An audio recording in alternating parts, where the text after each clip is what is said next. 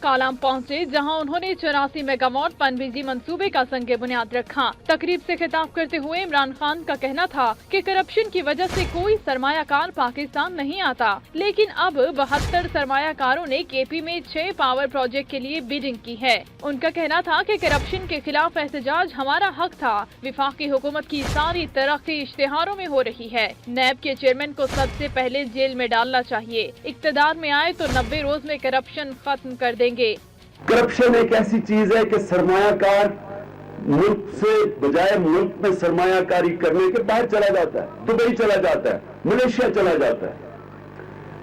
हमें अफसोस की बात यह है कि बांग्लादेश चला जाता है पाकिस्तानी सरमायाकार। इंशाअल्लाह जब तहरीक इंसाफ जब भी इक़्तिदार में आएगी, हम 90 दिन में बड़ी करप्शन खत्म कर देंगे।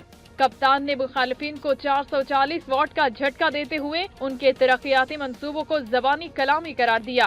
उनका कहना था कि खैबर पख्तूनख्वा में 1200 मेगावाट के मंसूबे शुरू कर दिए हैं, जिनसे सूबे में इनकलाब आएगा। खैबर पख्तूनख्वा में 34,000 बच्चे प्राइवेट स्कूलों से सरकारी स्कूलों में आए हैं। सूबे के अस्पताल पूरे मुल्क के लिए मिसाल बनेंगे। फख्र है कि हर जगह खैबर पख्तूनख्वा पुलिस की तारीफ होती है। पंजाब में जराइम ज्यादा और खैबर पख्तूनख्वा में कम हो रहे हैं। वजह यह है कि पंजाब पुलिस के हुकाम शहबाज शरीफ के पाँव में बैठे होते हैं। लाहौर मॉल रोड पर लीगी MPA और अपने रिश्तेदार के लुटने का जिक्र भी किया और बोले नून लीग में जाकर इनामुल्लाह नियाजी ने गलती की।